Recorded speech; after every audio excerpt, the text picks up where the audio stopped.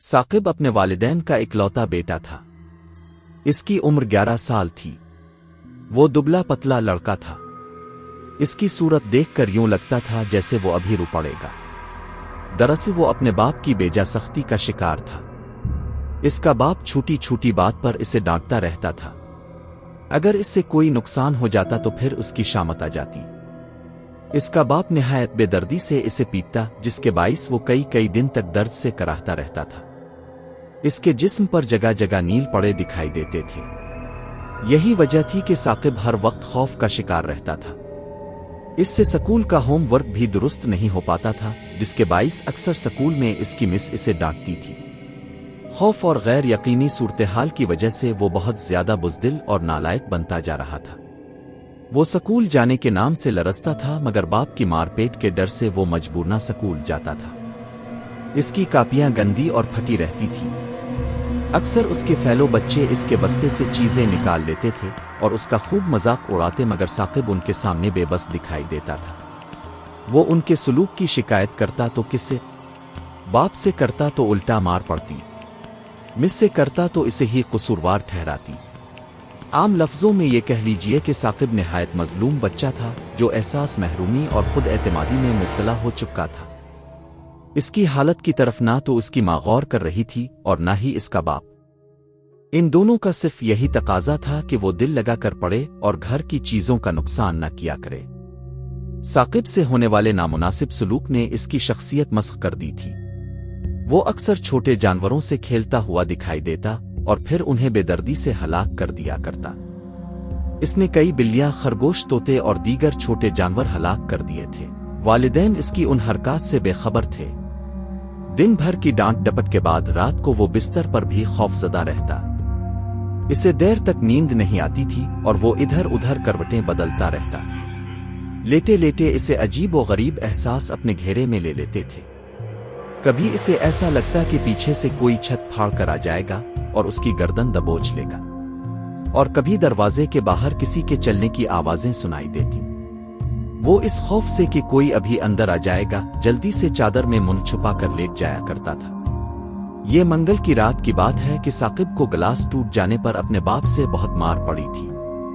वो दर्द से कराहता हुआ अपने कमरे में चला आया। आज इसे सजा के तौर पर खाना भी नहीं दिया गया था। वो अपनी आस्तीन से आंसू पोंछता हुआ बिस्तर पर लेट गया। इसका अंग अंग दर्द कर रहा था। वो सिसकता हुआ खाली नजरों से छत को घूरता रहा। जब काफी देर गुजर गई तो उसके जिस्म को कुछ आराम मिला। दर्द का एहसास कम हुआ तो उसकी सिसकियां और आंसू भी गायब हो गए। अलबत्ता भूख की वजह से पेट में हलचल मची हुई थी। वो लेटे लेटे सोच रहा था कि अगर वो खामोशी से उठकर बावर्ची खाने में जाए तो वहां पड़ी फरीज में से यकीनन इसे कुछ न कुछ खाने को मिल सकता है। लेकिन यह ख्याल उसके इरादे पर बंद बांधे हुए था कि अगर वहां कोई शय गिर गई तो खिलने से यकीनन उम्मी अबू की आंख खिल जाएगी और फिर उसकी खैर नहीं। वो यूं ही दम साधे लेटा रहा। अचानक इसे दरवाजे के बाहर भारी भारी बूटों की चाप सुनाई दी। ये चाप ना तो इसके अबू के कदमों की थी और ना ही इसकी उम्मी के जूतों की। वो चौंक कर अपने बिस्तर पर उठकर बैठ गया। इसका दिल जोर जोर से धड़क रहा था। बदन में खौफ की ठंडी लहरें दौड़ रही थीं। बाहर कौन हो सकता है? शायद कोई जिन अभूत। इसका मुंह खुश्क होने लगा। फिर जब कमरे के किवाड़ जोर से बजे तो साकिब की सिटी गुम हो गई। इसने चादर फेंकी और जल्दी से बिस्तर से नीचे उतरा और पलंग के नीचे घुस गया। इसने चादर से अपने आप को लपेट रखा था। अब दरवाजे पर जोर जोर से बम चल रहा था, जैसे कोई दरवाजा खोलकर अंदर आने की कोशिश कर रहा हो। दरवाजे का कमजोर लाक ज्यादा देर तक न ठहर सका और दरवाजा एक झटके से खिल गया। साकिब पलंग के नीचे से दरवाजे की तरफ देख रहा था। इसका चेहरा फक हो चुका था।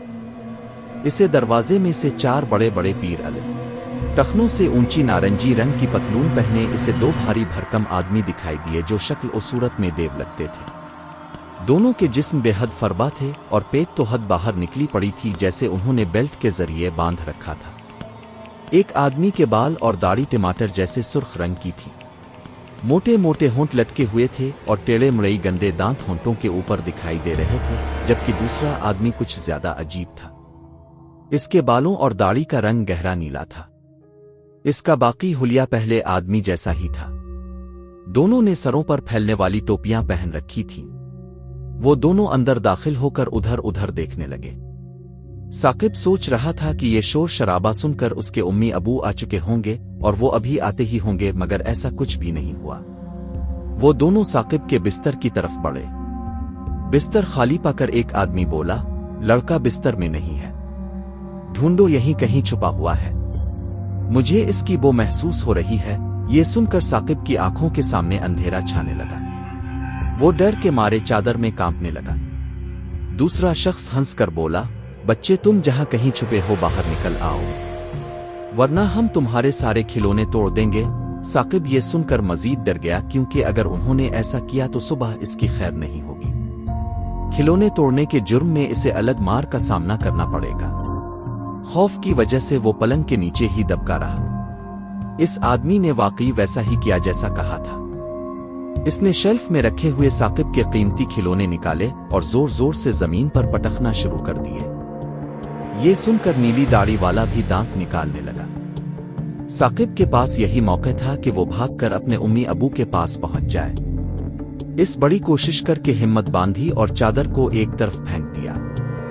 सुर्ख दाढ़ी वाला आदमी भांप चुका था, इसलिए इसने अपने बड़े से भारी हाथ से इसे दबोचने की कोशिश की। साकिब झटका देकर उसके हाथ के नीचे निकला और बैरूनी दरवाजे की तरफ भागा।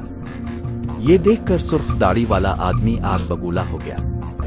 पकड़ो, इसे भागने न पाए। नीली दाढ़ी वाले आदमी ने जल्दी से दरवाजे को घेरा और साकिब को पकड़ने के लिए हाथ फैला दिए। साकिब इन दोनों के मुकाबले में कमजोर बच्चा था। वो नीली दाढ़ी वाले को झटका देकर निकलने की कोशिश में नाकाम रहा। इसने साकिब को टांग से दबोच लिया था और फिर देखते ही देखते इसने इसे हवा में उठा लिया। साकिब के मुंह से दबी दबी गुर्राव निकल रही थी। वो चीख कर अपने उम्मी अबू को आवाज देना चाहता था, मगर आवाज उसके हल्क में कहीं फंस गई थी। वो अपने तौर पर काफी कोशिश कर रहा था कि नीली दाढ़ी वाले आदमी के हाथ से निकल जाए, मगर उसकी गिरफ्त लोहे के पंजे से कम नहीं थी। मुझे छोड़ दो, मुझे छोड़ दो, साकिब के मुंह से बमुश्किल इतना ही निकला। ये सुनकर वो दोनों बेडेंगी अंदाज में हंसने लगे। कैसे छोड़ दे बच्चे, सुर्ख दाढ़ी वाला आदमी दांत निकाल कर बोला, तुम तो हमारी हंडिया की जीनत बनने वाले हो। ये सुनकर साकिब के होश गुम होने लगे। लड़के, हम तुम्हें अपने सूप में डालकर तड़का लगाएंगे तो इसका जायका और दोबाला हो जाएगा। नीली दाढ़ी वाला होंठों पर जबान फेरता हुआ बोला। साकिब ने पूरा जोर लगाकर खुद को छुड़ाने की कोशिश की, मगर वो नाकाम रहा। वो दोनों इसे लेकर दरवाजे से बाहर निकले तो साकिब का मुंह खुला का खुला रह गया। इसके कमरे के बाहर राहदारी के बजाय एक बड़ा बागीचा था, जिसमें लंबी लंबी घास उगी हुई थी। ये सुनकर नीली दाढ़ी वाला भी दांत निकालने लगा। साकिब के पास यही मौका था कि वो भागकर अपने उम्मी अबू के पास पहुंच जाए। इस बड़ी कोशिश करके हिम्मत बांधी और चादर को एक तरफ फेंक दिया। सुर्ख दाढ़ी वाला आदमी भांप चुका था, इसलिए इसने अपने बड़े से भारी हाथ से इसे दबोचने की कोशिश की। साकिब झटका देकर उसके हाथ के नीचे निकला और बैरूनी दरवाजे की तरफ भागा। ये देखकर सुर्ख दाढ़ी वाला आदमी आग बबूला हो गया। पकड़ो, इसे भागने न पाए। नीली दाढ़ी वाले आदमी ने जल्दी से दरवाजे को घेरा और साकिब को पकड़ने के लिए हाथ फैला दिए। साकिब इन दोनों के मुकाबले में कमजोर बच्चा था। वो नीली दाढ़ी वाले को झटका देकर निकलने की कोशिश में नाकाम रहा। इसने साकिब को टांग से दबोच लिया था और फिर देखते ही देखते इसने इसे हवा में उठा लिया। साकिब के मुंह से दबी दबी गुर्राव निकल रही थी। वो चीख कर अपने उम्मी अबू को आवाज देना चाहता था, मगर आवाज इसके हल्क में कहीं फंस गई थी। वो अपने तौर पर काफी कोशिश कर रहा था कि नीली दाढ़ी वाले आदमी के हाथ से निकल जाए, मगर उसकी गिरफ्त लोहे के पंजे से कम नहीं थी। मुझे छोड़ दो, मुझे छोड़ दो, साकिब के मुंह से बमुश्किल इतना ही निकला। ये सुनकर वो दोनों बेडेंगी अंदाज में हंसने लगे। कैसे छोड़ दे बच्चे, सुर्ख दाढ़ी वाला आदमी दांत निकाल कर बोला, तुम तो हमारी हंडिया की जीनत बनने वाले हो। ये सुनकर साकिब के होश गुम होने लगे। लड़के, हम तुम्हें अपने सूप में डालकर तड़का लगाएंगे तो इसका जायका और दोबाला हो जाएगा। नीली दाढ़ी वाला होंठों पर जबान फेरता हुआ बोला। साकिब ने पूरा जोर लगाकर खुद को छुड़ाने की कोशिश की, मगर वो नाकाम रहा। वो दोनों इसे लेकर दरवाजे से बाहर निकले तो साकिब का मुंह खुला का खुला रह गया। इसके कमरे के बाहर राहदारी के बजाय एक बड़ा बागीचा था जिसमें लंबी लंबी घास उगी हुई। मैं लड़के भी घास पर चलने लगे। साकिब अजीब सी जगह देखकर ये भूल गया था कि वो दोनों इसे किस मकसद के लिए ले जा रहे थे। वो अजीब सी वादी थी जिसमें से वो गुजरकर एक बड़े मैदान में पहुंच गए। मैदान के बीचों बीच एक बड़ा अलाव जलता हुआ दिखाई दे रहा था। जब वो इस अलाव के करीब पहुंचे तो साकिब के चेहरे की रंगत फीकी पड़ने लगी। वहां एक बड़ी देग दिखाई दे रही थी जो इस अलाव के ऊपर रखी हुई थी। इसमें कुछ पक रहा था और भाप के पेवारी देग के मुंह से उठ रहे थे। अब इसे यकीन हो चुका था कि वो जो कह रहे थे वो सच था। वो इसे यकीनन इस देग में डाल पकाएंगे और फिर खा जाएंगे। जब वो देग के पास पहुंचे तो सुर्ख दाढ़ी वाले ने देग में झांका। सही वक्त पर पहुंचे हैं, सूप पूरी तरह पक चुका है, अब सिर्फ तड़का लगाने की देर है। चिल्लू जल्दी से इसे देग में डालो ताकि हमारा खाना मुकम्मल हो जाए। नीली दाढ़ी वाले ने साकिब को सीधा किया और कमर से पकड़कर देग में डालने लगा। साकिब की नजर देग के अंदर पड़ी तो उसने देखा कि वहां इंसानी खोपड़ियां और दूसरी हड्डियां खून में उबल रही थीं। ये देखकर उसकी आंखों के सामने अंधेरा छा गया। वो जान चुका था कि अब वक्त खत्म हो चुका है, अगले लम्हों में इसकी जिंदगी मौत में बदल जाएगी और वो हमेशा के लिए मर जाएगा। इसने चारों तरफ देखा, वहां कोई दूसरा नहीं था जो इसे बचाने की कोशिश करता। इन तीनों के अलावा वहां एक चौथा फर्द भी मौजूद था जो सबसे बेखबर था। वो साए की तरह रेंगता हुआ उनकी तरफ बढ़ रहा था। जो ही नीली दाढ़ी वाले ने साकिब को देग के ऊपर ले जाकर छोड़ा, इसी वक्त वो साया हरकत में आया और कमाल फुर्ती से आगे बढ़ा और उसने अलाव पर रखी हुई देग को दूसरी तरफ उलट दिया। साकिब देग के मुंह में जाने के बजाय इसकी सतह से टकराया और दूसरी तरफ जमीन पर जा गिरा। देग उलटते ही सारा सूप जमीन पर गिर गया। सुर्ख खून और हड्डियों के पिंजर उधर उधर फैल गए। हाय, ये क्या हुआ? हमारा खाना? सुर्ख दाढ़ी वाला दोनों हाथों से सर पीटने लगा। नीली दाढ़ी वाला खड़ा उल्टी हुई देग को तुक्के जा रहा था। इन दोनों का ध्यान साकिब से हिट चुका था। वो अपना खाना गिर जाने पर मातम कर रहे थे। साकिब जान बचाकर भागने ही वाला था, मगर वो ये हैबतनाक तमाशा देखकर हैरान था। अचानक इसका बाजू किसी ने दबोचा और अपनी तरफ खींचा। साकिब ने चौंक कर उधर देखा तो एक नन्ही लड़की दिखाई दी जिसने नीले रंग की फूलों वाली फराक पहन रखी थी। वो आंखों के इशारे से इसे वहां से निकलने का कह रही थी। साकिब गैर इरादी तौर पर उठा और उसके साथ भागने लगा। मोटे आदमी अब आपस में लड़ रहे थे कि तुमने देग क्यों गिराई। जब साकिब इस लड़की के साथ काफी दूर निकल आया तो उसके औसान बहाल हुए तो उसने पूछा, तुम कौन हो और कहां से आई हो?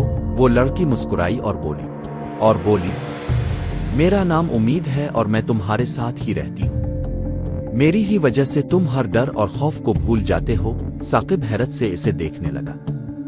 इसकी समझ में कुछ नहीं आया था। वो इसकी हैरान सूरत देखकर बोली, मैं जब अपनी किरणें तुम्हारे वजूद में फैलाती हूं तो तुम पहले जैसे खुश हो जाते हो, मगर तुम अंधेरों में भटकते रहते हो जिसकी वजह से मैं कमजोर हो जाती हूं। अगर तुम मुझे ताकत दो तो तुमसे न कोई गलती होगी और न ही तुम्हें खौफ सताएगा। साकिब को अब कुछ समझ आ रहा था। इसने इससे ढेर बातें और शिकायतें की। उम्मीद ने इसके हौसलों को बुलंद किया।